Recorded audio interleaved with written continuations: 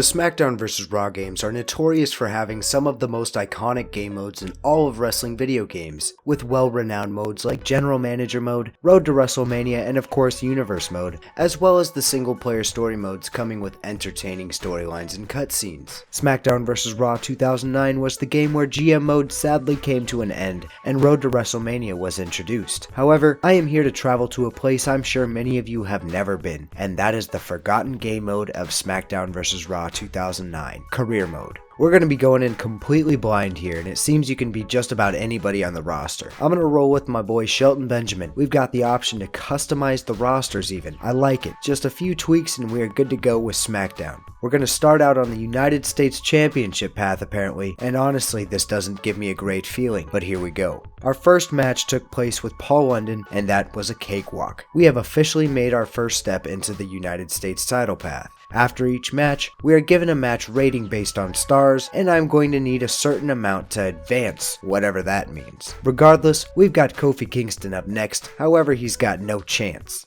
And just to ensure victory, we get a little extra leverage with the ropes and make it 2-0. 2 more victories and we challenge for the United States title, I think.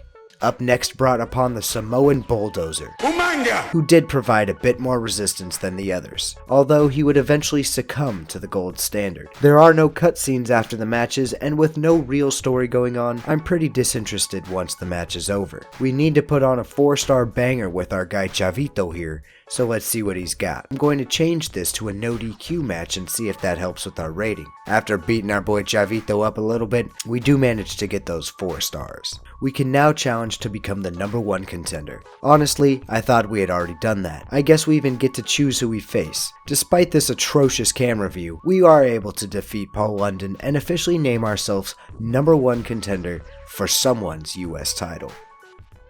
It turns out MVP is US champ, and I'm not mad at that at all, although his reign will soon come to an end. A super kick would end the match and begin our reign as champion, whatever that may consist of. Now that we have become champion, it all becomes clear to me now. The ladder format is going to continue, it's not going anywhere, with every championship seeming to have their own division. There's no chance they actually put me through both tag team divisions though, right? I've elected to conquer the ECW path next, which I can only imagine ends with Matt Hardy. Fast forward through a few victories, and here we are, challenging for the ECW championship. We aren't even through the second ladder yet, and this is already feeling repetitive and insignificant. But I've got that United States title around my waist, and we are looking good, so that will propel us forward. For the championship, we are in fact squaring off against Matt Hardy, and we may actually have a good match in store. I can only wonder what's going to happen with my US title after I claim the ECW championship, but that's something we'll worry about later. Matt Hardy was prepared to duke it out and wasn't going to give up his championship easily. Hardy could only hold on for so long though, and eventually gave in to relinquish the ECW championship. Despite our championship victory, the most depressing news is broken. We do in fact have to go through both tag team divisions. This sucks more than anything that has ever sucked before.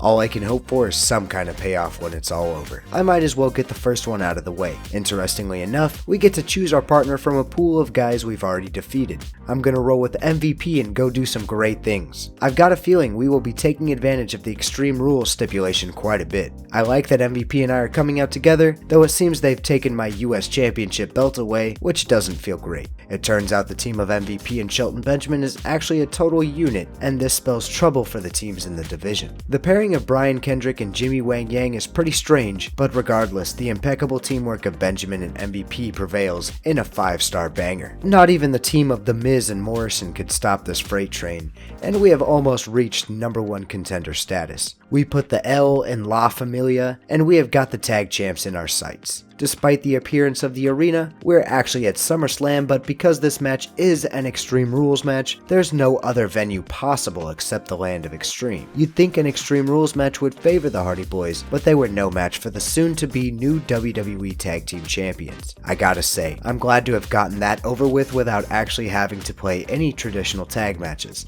Another notch in the belt of the gold standard. We've apparently unlocked the Cruiserweight Championship path, which I know for a fact Shelton Benjamin has never been a Cruiserweight, so that'll be interesting. Let's try it out. Alright, I think we're in. Let's see what we've got here. A few squash matches later, and we are earning our number 1 contendership in a ladder match. The Cruiserweight champion is revealed to be Paul London. Despite London's best efforts, Shelton Benjamin is able to become the Cruiserweight champion for the first time and only time because he is not a Cruiserweight. Moving on, we've got the Hardcore Championship ladder. We've got some big boys and tough superstars, so we will see how this shakes out. It's only right that all of these matches are Extreme Rules matches, and with more victories under our belt, the big fellas didn't pose too much of a threat so far. Another victory over Finlay, this time in another tables match, and we are the number 1 contender, challenging Jeff Hardy for the Hardcore Championship. On our journey, we circled back to the tag team division on Raw and called for our past partner and current co-tag team champion, MVP, to chase Raw's World Tag Team titles, which we were eventually able to capture. We've got the Royal Rumble approaching, and I'm pretty excited. We're going to put our championship aspirations on hold as we compete in this match, and in fact, we go through the entire match, throwing out everybody on our way to victory. Upon this victory, I learned that we do not earn a world title match at WrestleMania. In fact, we just earn more stars for a ladder that we've already qualified for. So this match was more or less a waste of time.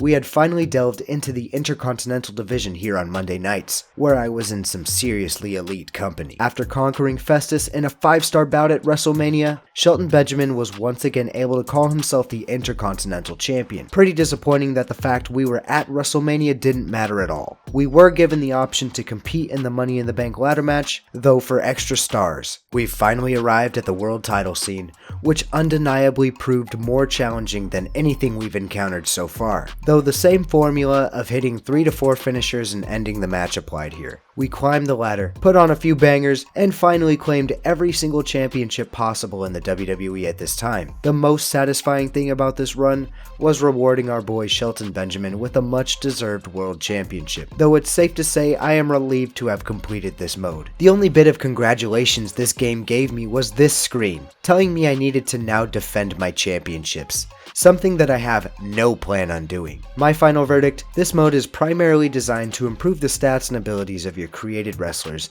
as well as some achievements and trophies. Clearly not meant to provide any kind of storyline, which is not surprising as all of those efforts went into the Road to WrestleMania modes. The difficulty did seem to scale as we progressed, which is one of the only positives I can give here. This mode would appear again in Smackdown vs. Raw 2010, where it was finally rendered useless as it was no longer the only avenue of improving a created wrestler. All in all, this forgotten game mode deserves to stay just that, forgotten. If you enjoyed the video, drop a like and subscribe for more content. Check out some of my other playlists here. Thanks for watching, I'll catch you in the next video. Take it easy.